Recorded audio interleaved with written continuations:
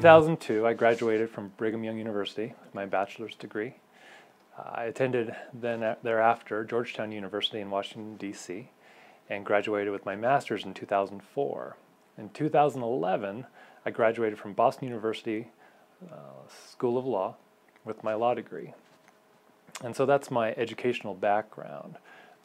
I also have experiential background, which I think is helpful to know, that I've worked at the First Circuit Court of Appeals, and what that is that there's the United States Supreme Court, and underneath the United States Supreme Court there are about 13 different courts of appeals.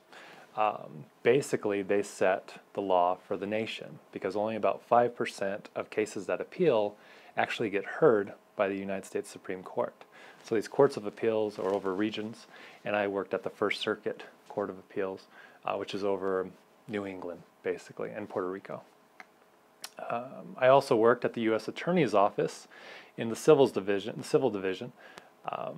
There I worked on a variety of cases that dealt with civil issues of the United States government being sued, the United States government suing others, in asset forfeiture cases, foreclosures, bankruptcies, etc. I also worked as a criminal defense attorney in Boston for a year, doing juvenile as well as adult type of criminal issues. And then back at the First Circuit, just to give you an overview of that, I did a wide gamut of different types of cases, dealing with criminal, civil issues, from habeas corpus cases, murder trials, all the way to business and everything in between.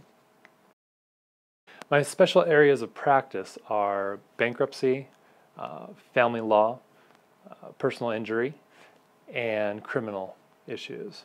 I feel very confident in those areas. Our office, Maceau Law, does a variety of cases, and so people should feel free to come to us for a free consultation regarding any issue that they have.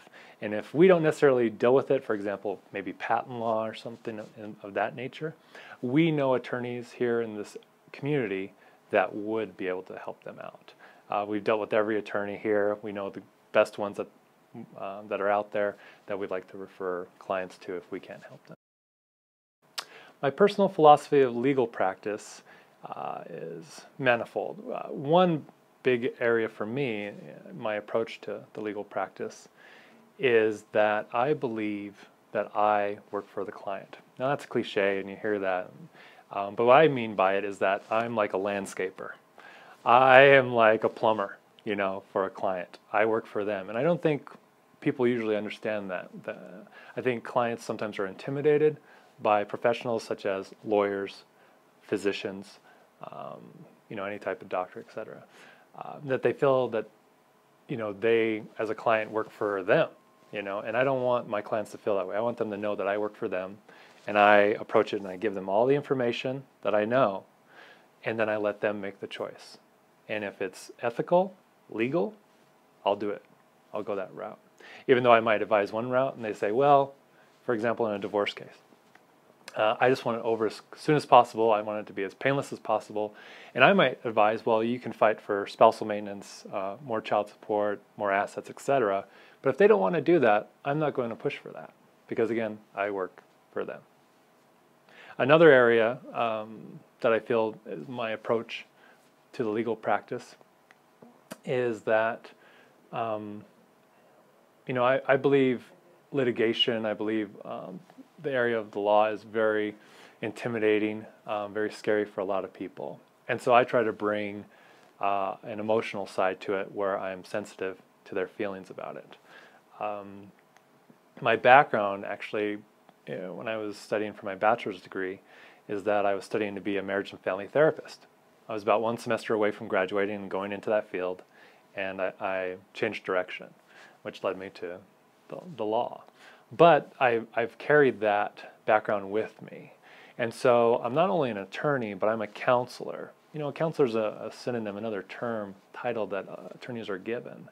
And I take that to heart. I think that's an important aspect of being an attorney. When a client comes into my office and has this very emotional challenge that's going on in their life, I'm not going to sit there like a robot and only go through the law with them. I'm actually going to walk through their emotions about it, and because that will influence their direction and what they want me to do. And so I think it's important for me to be there as a counselor for them. What I like about that term is that it's also another title for Jesus Christ. He is Counselor Wonderful, right? And we sing at Christmas time. And he is someone that I look up to. And so I try to approach the law as I think Christ would, in a very ethical, moral approach that's compassionate as well.